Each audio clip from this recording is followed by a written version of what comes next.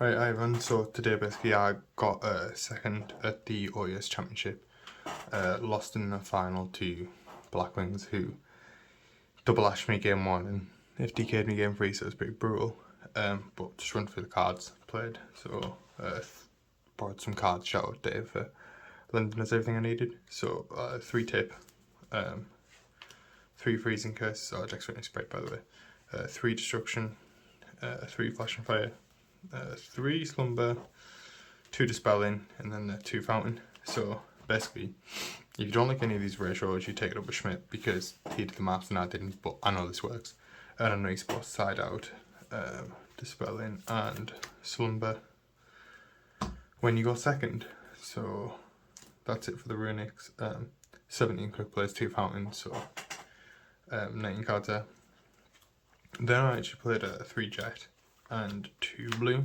I thought I was being clever by playing 3 jet and 2 blue to like give myself room for more engine, and I thought I was clever by playing the 3 jet over the 3 blue, but I need to actually think about it and properly do it in theory because I haven't decided whether it is actually better to play 3 jet. The idea was that I wanted like more searching with like for the spells and traps and stuff because they're really broken as regards to like as opposed to the actual monsters, which aren't really that good anymore because you've got the 2 red and the carrot, but like there isn't actually like that's it for sprite monsters, you know what I mean? They're the only searchable sprite monsters, whereas and you get to them off gigantic and starter, whereas jet I felt like it was better because it was the better one of the 2 because you give you more options basically, because with the blue you haven't got as much, but then I was like, you just go blue and a jet, so I haven't decided yet. I need to do some proper theory on that. But yeah, they were sprites played, it was absolutely fine. No consistency issues. Played 1 Iberia and 1 cap shell. This is better than this now. This was better before, this is better now because you can bring back the Mudcracker. Schmitt explained it perfectly. But yeah, you can, if they keep the Mudcracker up, you can keep recycling this. These 2 absolutely are necessary to get everything kick-started. And sometimes you need to get to these to get to more Runick cards. So it's really important to play these because you don't always open 2 Runicks, even though the math says should. 3 starter, smashes, and double cross. This is actually ridiculous, this card. Very, very good. Definitely recommend playing it. Smashes seems pretty bad. I don't really like it, but I think you have to play it, even though it's definitely nowhere near as good as this one. And it's awful to set up and it's awful to use because you don't want to like banish your own stuff. So I don't know, I'm gonna have to think more about this. Then obviously I played the 3 lava column, and then so this is the only difference really between mine and Schmidt's list. Well, the Schmidt's list and this list. So he played the 3rd blue and then 2 Metal Force Fusion. I didn't have the 2 Metal Force Fusion, so I played 3 Fenrir, and I thought, well, it doesn't serve exactly the same purpose, but the Fenrir search and the Fenrir always gives you a discard of Fusion if you open it. It doesn't have the constant recursion that the Metal Force Fusion does have, but this is just like an banish every turn. It's really, really good. And it searches another one, so you know, and it's big as well. And this lets you just plonk it on the field, use its effect, search another one, go battle phase, attack, and then do your Runick stuff anyway. Because if you were going to do your Runick stuff in the main phase 1, you were losing your battle phase anyway, so you might as well just bait out some interruption whilst replacing itself and give yourself a free huge and discard. So I quite like it. And test it further going forward, see what it's like. Then some proxies in the extract as well. I don't have any Hugens. I'm still looking for 1 more and some tips. They're not got yet, but then I played 1 Jerry. It's a Hugens, just standard. 1 Jerry. No, it's really good to just work out the fountain for free because obviously everyone has to pop it, otherwise you get too much value. This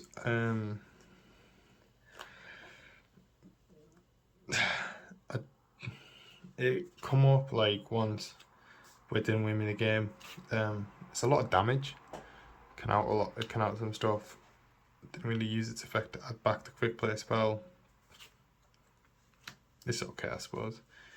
One on the Baru, broken, one Jin Buster, need that.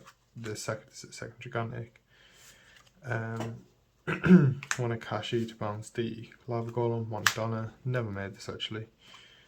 One Mudcracker, made this a lot, just with the Sun Capsule combo, one Unicorn, one IP, and then one of the Unchained Abomination. So the only difference in the extract between this one and Schmitt is this over the Mannequin Cat. I literally just don't know when Mannequin Cat comes up, to be honest, so I just didn't bother playing it.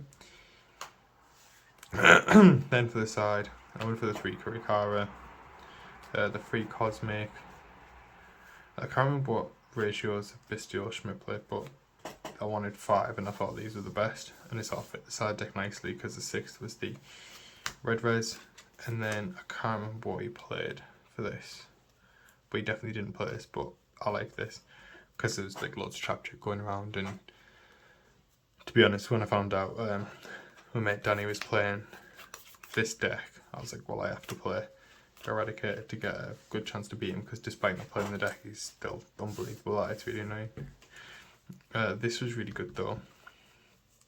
Use this, and these are a necessary evil to keep on the side because of the Dark World deck, which obviously you know on the channel. This is really good against it, but it's brutal if you don't have an answer to that. And obviously the alternate win con with this deck, I mean, I think I won I won 3 out of 5 games in time because of this card, so it's just something you need to do. And the Eradicator is obviously broken. Plays around evenly as well if you're playing against Trap Trick, which is always nice. So now time to talk about the matchups. 2-0 DDD, they made a really good board and I outed it. 2-0 Tia, love the deck, but it's just dead. 2-1 the Mirror, won the roll. Yeah, I won the roll. Won game 1, he won game 2, and then I won in time game 3. 2-1 Labyrinth, 2-1 Trap Trick, lost the first game because he wasn't broken. Won the second one because I eradicated him, and then won the third because his board was just underwhelming. And then against Blackwing, I won the roll in the final. I was thinking, it's Blackwing, you've got to win. Then proceeded to get Ashed on the Hugeins, which was fine because I still had a fountain for 3. I got Ashed on the fountain, and I didn't have enough to use the IP and stuff to make a unicorn to actually have a chance to play the game. So yeah, it was that was particularly brutal. So I couldn't make unicorn, I couldn't stop him, and obviously once Blackwings get going, it's unbeatable. I won game 2, and then he won game 3. But yeah, definitely try this. I don't know about maxing out on the blue, but I didn't really feel like I ran out of engine, because I feel like once you've run out of your sprites, you just deck them out. This was broken with the Akashi. This was broken. I don't really like this. But yeah, the 2 red seemed good. I can understand why you play 2 red. 3 jet, you always want to be searching, like follow up and stuff. This dispelling, this comes up quite a lot as well. I do prefer this over the Smiting Storm. And then this is just standard Runick from here, really. But yeah, I know there isn't too many differences, but I think definitely worth. There's not really much you can change with this deck, to be honest. A lot of it's fixed. I suppose you could argue drop the jet, drop the red, but then and drop the Fenrir. So there's only sort of like 5 flex spots really. Just to run through as well quickly, if you just for like my side, just to give some certain patterns. Obviously, if you go in first, these go in over the